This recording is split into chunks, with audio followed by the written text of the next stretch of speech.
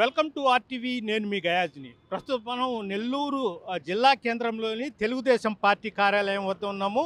మనం చూస్తున్నాం అంటే రాష్ట్రం మొత్తం మీద కూటమి ప్రభుత్వం ఏర్పడి ఏడాది కావస్తున్న సందర్భంగా రాష్ట్ర వ్యాప్తంగా సంబరాలైతే జరుపుకుంటున్నారు. తెలుగుదేశం పార్టీ కార్యాలయం వద్ద మాత్రము బోసిపోయినట్లు కనిపిస్తూ ఉంది. మీరు చూడండి, అంటే ఎవరికి వారు అంటే పార్టీ కార్యాలయము వద్దకు వచ్చి ఈ కార్యక్రమాలు చేపట్టకుండా ఎవరికి వారు చేపడుతున్నారు. పార్టీ కార్యాలయం కూడా బోసిపోయినట్లు కనిపిస్తున్నారు. ఆ ఎమ్మెల్యేల దగ్గర, ఆ ఎమ్మెల్యేల కార్యాలయాల వద్ద మాత్రమే ఈ కార్యక్రమాలు చేపడుతున్నారు. ప్రస్తుతం తెలుగుదేశం పార్టీ కార్యాలయంలో మాత్రం కేవలము జిల్లా అధ్యక్షుడు, అదేవిధంగా నూడా అధ్యక్షుడు, అదేవిధంగా కార్యదర్శి చేజల్ల వెంకటేశ్వర్లు వాళ్ళ ముగ్గురు ఆధ్వర్యంలో మాత్రమే ఇక్కడ కార్యక్రమం జరుగుతుంది.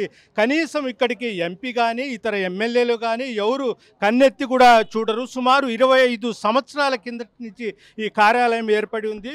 ఈ కార్యాలయం ఎప్పుడు జనాలతో కిటకిటలాడేది.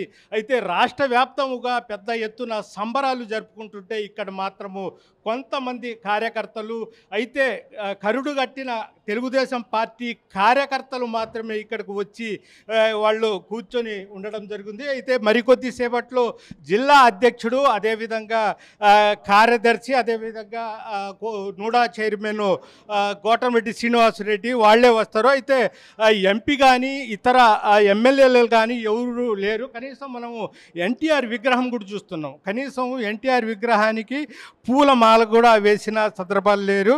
ప్రస్తుతము చూస్తున్నాము అంటే ఎవరికంటే నెల్లూరు రూరల్ నియోజకవర్గంలో నెల్లూరు రూరల్ ఎమ్మెల్యే కార్యాలయంలో ఆయన చేసుకుంటున్నాడు. అదేవిధంగా జిల్లాలోని 10 నియోజకవర్గాల్లో ఎవరికి వారు వాళ్ళ కార్యాలయాల్లోనే చేసుకుంటున్నారు.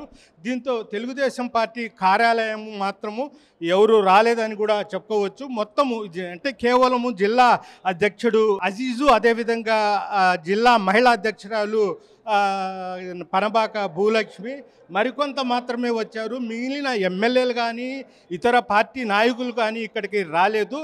అంటే ఎవరి పార్టీకి వాళ్ళు జరుపుకుంటున్నారు ఈ కార్యక్రమము.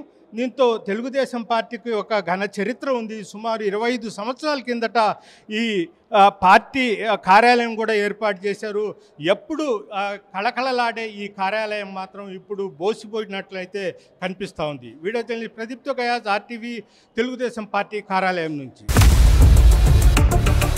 ఇండియా పాకిస్తాన్ తాజా అప్డేట్స్ కోసం డౌన్లోడ్ చేసుకోండి ఆర్టీవీ లైవ్ యాప్.